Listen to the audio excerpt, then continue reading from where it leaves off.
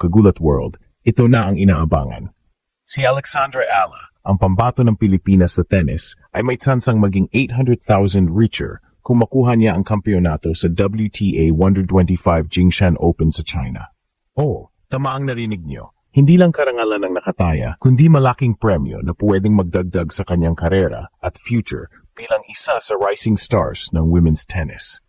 Sa official prize pool breakdown ng torneo, ang mananalo sa women's singles title ay tatanggap ng $13,350 na kapag kinonvert sa kasalukuyang palitan ay halos 760 hanggang 810 pesos. Hindi biro ang halagang ito para sa isang batang atleta mula sa Pilipinas. At kung tutuusin, mas malaki pa ang magiging epekto nito sa kanyang marketability at endorsements kaysa mismong cash prize. Kapag nanalo si Alex, mas mapapansin siya ng international sponsors at mas lalawak ang kanyang pangalan sa tennis world. Pero hindi madali ang laban. Unang haharapin ni Alex si Alyona Falei ng Belarus sa opening round bukas ng 10 a.m. PH time. At mula roon, puro matitinding kalaban na ang nakapila galing sa iba't ibang bansa sa Europe at Asia. Para magkampeon, kailangan niyang ipakita hindi lang ang kanyang lakas at bilis, kundi pati ang kanyang composure sa pressure ng international stage. Kung makuha ni Ala ang tropeo, hindi lang siya mag-uwi ng pera. Dadalhin niya rin ang bandila ng Pilipinas sa gitna ng isa sa pinakamalaking bansang powerhouse sa sports, China. Ito ang laban na magbibigay sa kanya ng dagdag confidence, mas mataas na ranking points at syempre, mas solidong legacy. Kagulat World, handa na ba kayo? Isang panalo lang at pwedeng magbago ang direksyon ng karera ni Alex. Tanong, makukuha kaya ni Ala ang 800k jackpot at sabay ang respeto ng buong tennis? Kagulat World, isang napakalaking eksena ang nagbubukas ngayon sa mundo ng tennis. Dahil ang ating sariling Alexandra Ala ay may tsansang makuha ang isang 800,000 jackpot kung makakamit niya ang kampyonato sa WTA 125 Jingshan Open sa China. Hindi lang ito basta tournament, kundi isa sa pinakamahalagang oportunidad sa kanyang batang karera. Para sa mga hindi pamilyar, ang WTA 125 series ay mid-level international tournaments kung saan nagtatagisan ng mga rising stars at ilang veterans na gustong umakyat muli sa rankings. Ang premyo para sa kampiyon sa women's singles? $13,350. Nasa kasalukuyang palitan ay humigit kumulang 760,000 hanggang 800 pesos. Para sa mga malalaking superstar sa tennis, maaring maliit ito. Pero para kay Alex at sa Pilipinas, malaki ang halaga nito, literal at simboliko. Isipin nyo, Kagulat World, kung manalo si Alex, hindi lang siya mag-uwi ng malaking halaga ng pera. Mas mahalaga, magbibigay siya ng dagdag ranking points na magtutulak sa kanya paakyat sa global standings ng WTA. Mas mataas na ranking, mas malalaking tournaments ang pwede niyang at kung patuloy ang ganitong trajectory,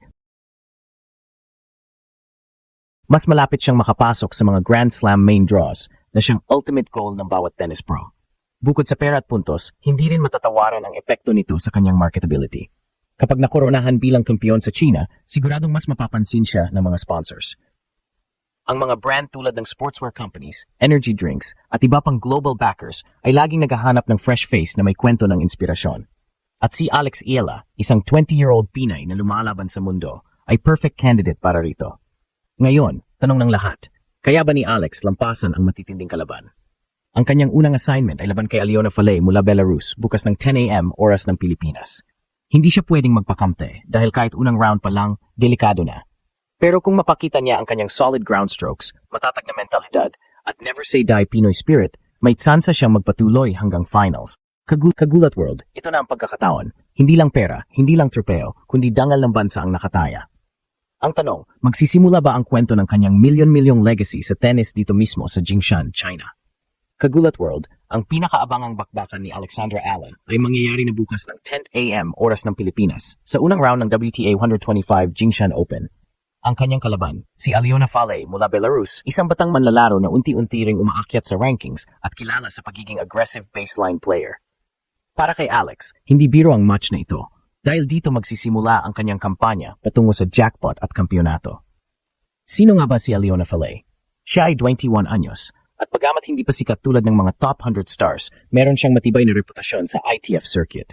Kilala siya sa kanyang flat and powerful ground strokes, partikular sa backhand side.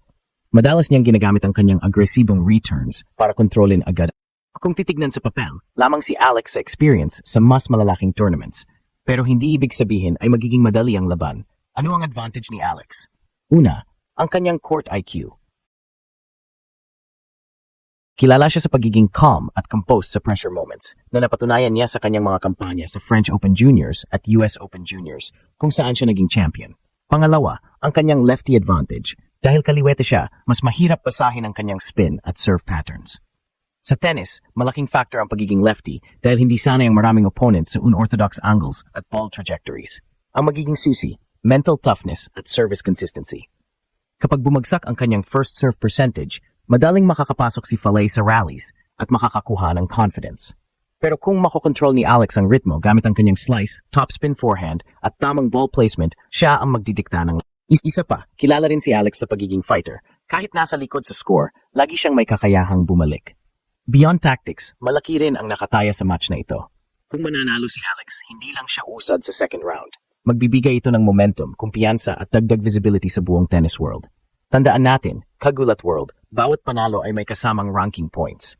At kapag mas malayo ang narating niya, mas mataas ang sansang makalapit sa top 100 WTA rankings. Ang susi para makapasok ng direkta sa Grand Slam main draws. Pero kung matalo siya agad, malaking setback ito.